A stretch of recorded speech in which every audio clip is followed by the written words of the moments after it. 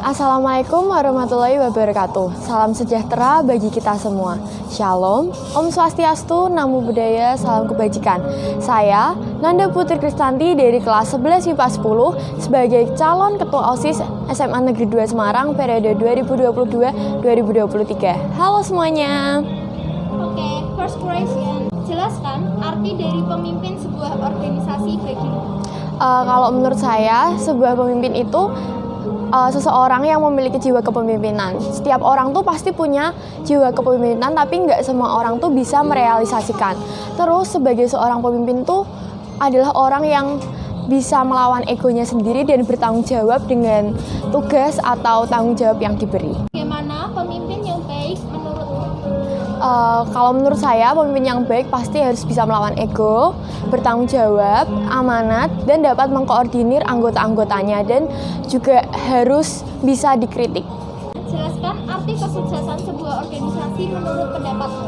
Kalau menurut saya, kesuksesan sebuah organisasi pasti anggotanya harus satu visi dan misi. Lalu setelah satu visi dan misi, baru gimana cara mereka untuk mensukseskan visi misi yang sudah disetujui bersama. Dan sebuah organisasi yang sukses itu anggota dan pemimpinnya itu bisa saling berkembang. Benar, pintar, kober. Urutkan sesuai dengan prioritasmu dan sebutkan alasannya. Kalau dari saya itu benar, kober, pintar. Kenapa yang awal harus benar? Karena kalau kita melakukan sesuatu apapun harus yang terbaik dan harus yang paling benar.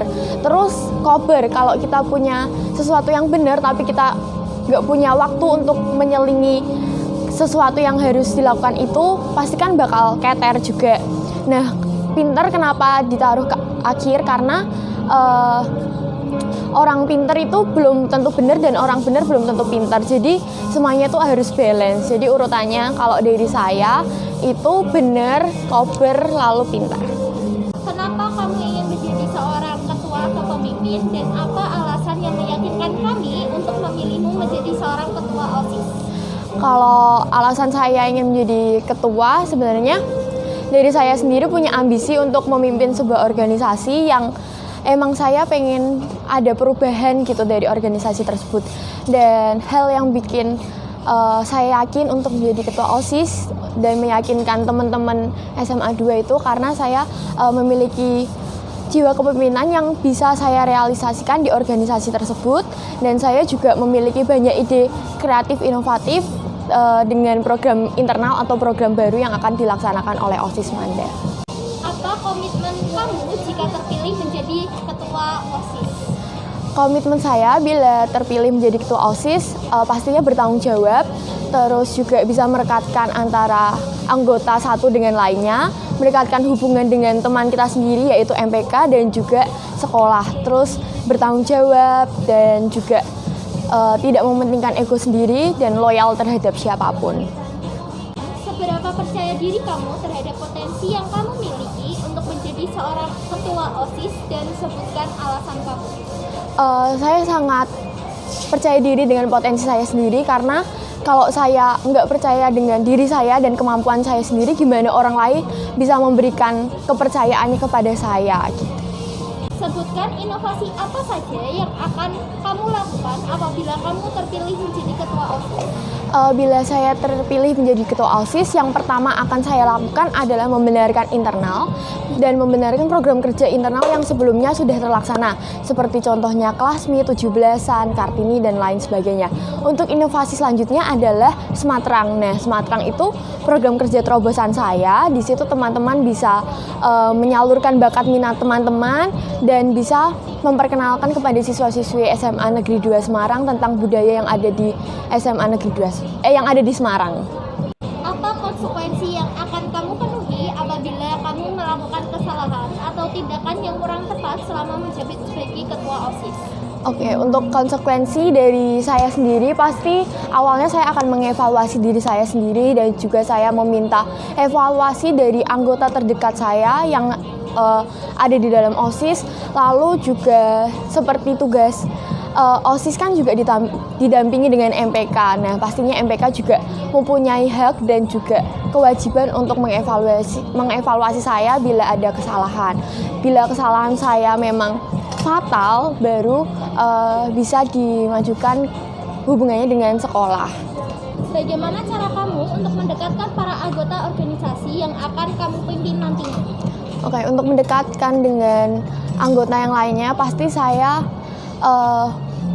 solidaritasnya dikencengin lagi. Terus saya juga sebagai kelas 11 yang akan membantu adik-adik kelas 10, pastinya saya ingin menjadi sebuah guru, tapi juga tetap friendly dengan mereka. Jadi tidak ada senioritas, tapi tetap sopan. Gitu. Apakah kamu sudah merasa bahwasannya hubungan antara OSIS dengan siswa-siswi SMA Negeri 2 Semarang sudah cukup baik?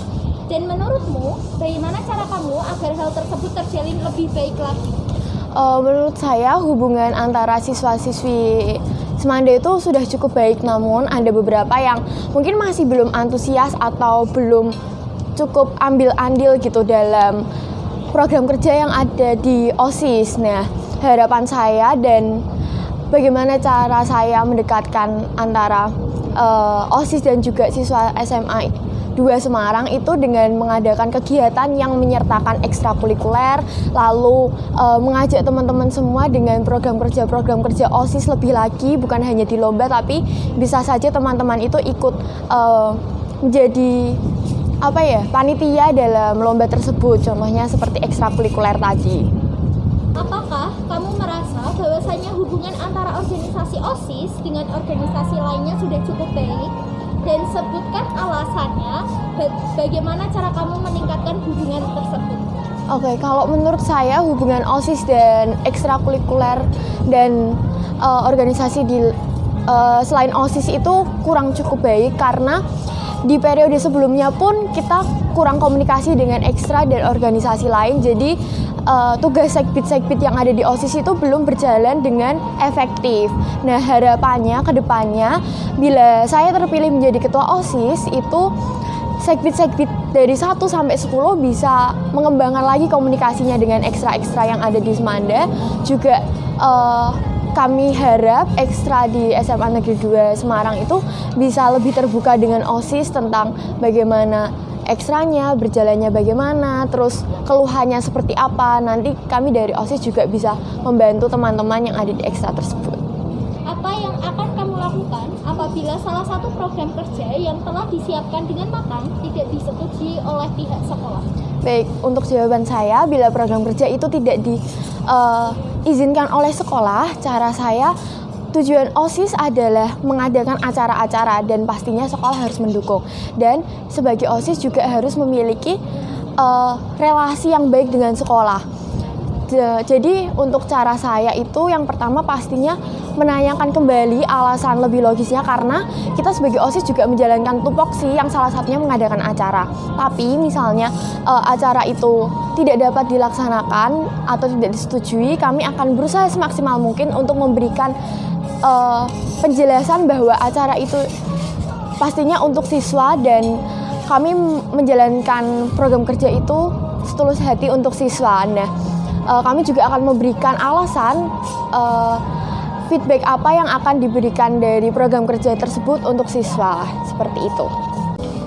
Walaupun saya tidak terpilih menjadi ketua OSIS, saya akan menjalankan tanggung jawab serta loyalitas saya dimanapun jabatan saya akan ditempatkan.